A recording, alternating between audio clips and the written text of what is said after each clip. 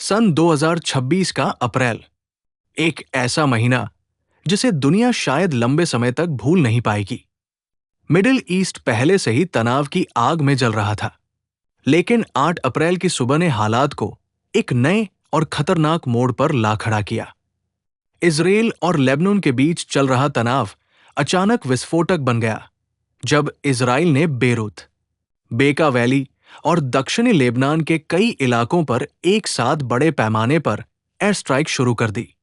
आसमान में उड़ते लड़ाकू विमान, तेज धमाकों की गूंज और कुछ ही मिनटों में उठता काला धुआं, ये सब किसी फिल्म का सीन नहीं, बल्कि जमीनी हकीकत थी। रिपोर्ट्स के मुताबिक इन हमलों में 250 से 260 के बीच लोगों की मौत हो गई और सैकड़ों लोग घायल हो गए। लेकिन इन आंकड़ों के पीछे जो दर्द छिपा है वो कहीं ज्यादा गहरा है। टूटी हुई इमारतें, बिखरे हुए परिवार, रोते हुए बच्चे और अस्पतालों में चीखते चिल्लाते घायल लोग। इजराइल का कहना था कि ये हमला उसने हिजबुल्लाह के ठिकानों को खत्म करने के लिए किया है, जो उसके लिए लंबे समय से खतरा बना हुआ है और जिसे ईरान का समर्थन प्राप्त है। लेकिन जमीनी सच्चाई यह थी कि इस हमले की चपेट में बड़ी संख्या में आम नागरिक भी आ गए, जिससे अंतर्राष्ट्रीय स्तर पर भारी आलोचना शुरू हो गई। संयुक्त राष्ट्र और कई मानवाधिकार संगठनों ने इस हमले को भयावह और अत्यधिक चिंताजनक बताया, लेकिन हालात पर कोई तत्काल नियंत्रण नहीं दिखा। जैसे ही ये खबर दुनिया भर में फैली, मिडिल ईस्ट की राजनीति और भी उबलने लगी और सबसे बड़ा मोड़ तब आया जब ईरान ने इस हमले को सिर्फ एक सैन्य कार्रवाई नहीं, बल्कि एक खुली चुनौती के रूप में लिया। ईरान, जो पहले से ही हिजबुल्लाह के साथ खड़ा रहा है, इस बार सीधे मैदान में उतरने के संकेत देने लगा और उसने दुनिया के सबसे महत्वपूर्ण समुद्री मार्गों में से एक स्ट्रेट ऑफ हॉर्मुज को बंद करने का ऐलान कर दिया।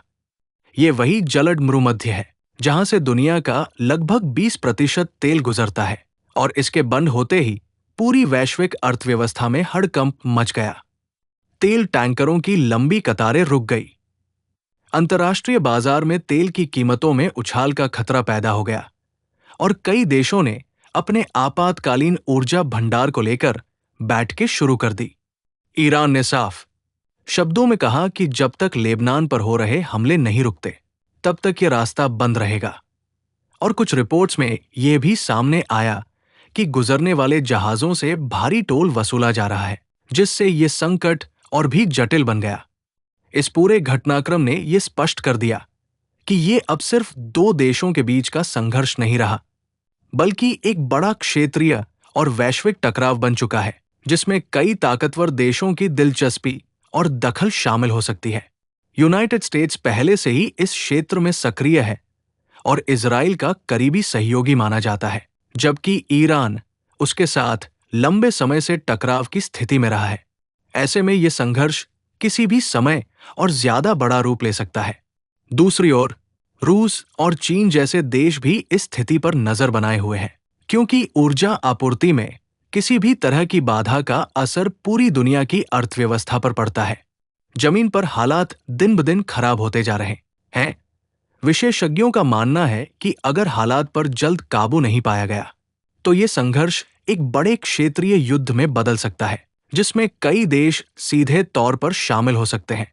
कुछ विश्लेषक तो इसे संभावित विश्व युद्ध जैसी स्थिति की शुरुआत तक मान रहे हैं। हालांकि अभी भी कूटनीति और बातचीत के जरिए समाधान की उम्मीद पूरी तरह खत्म नहीं हुई है।